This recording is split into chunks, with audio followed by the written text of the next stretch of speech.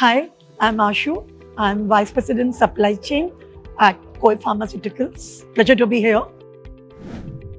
The daily challenges that keep us on our feet. Interesting, informative, met a lot of people, very nice. Oh yes, in one of the sessions I learned a lot about the trainings that need to be given to the logistics and supply chain people. So definitely that was very informative. Lots of them, I would love to relate.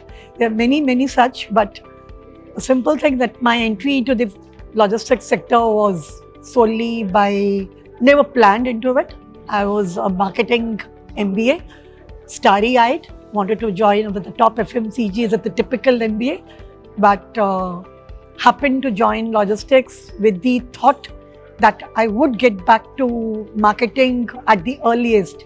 But as you can see, after 35 years, I'm still there and I love SCM and logistics. See, the organizations need to get women into supply chain. A big thing would be mentorship programs where women can be mentored.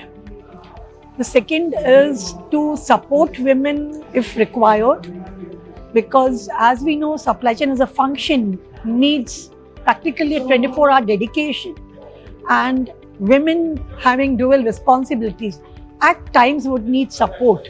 So some support from the organization, or maybe when women take a break, the job opportunities to get them back, the leadership programs for women, I think that would be good.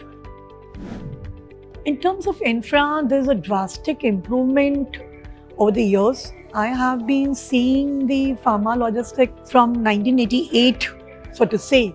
So it's been 36 years. And there's a major change. So if you look at the infra in terms of transporters, when we started off, they were only full truck loads.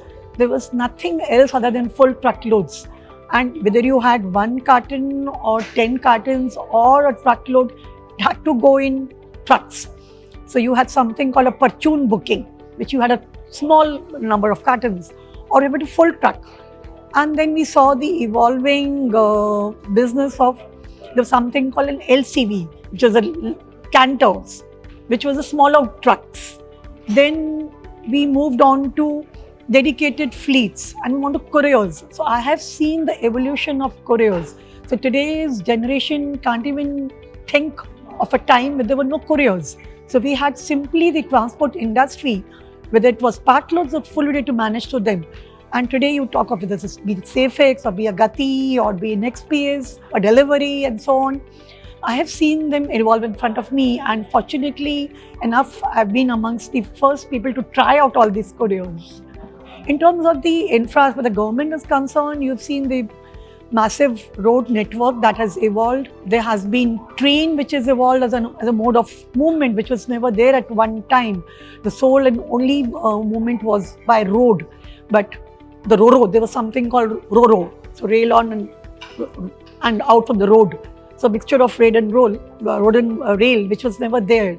So new modes are evolving. You've got a multimodal transport. So you mix up the road and air and train, and so all this has been evolving, which is good for the industry. Not really per se, but yes, for the industry to evolve, one is that logistics and supply chain as a function have to be given their due importance for it to evolve. That's it. Thank you.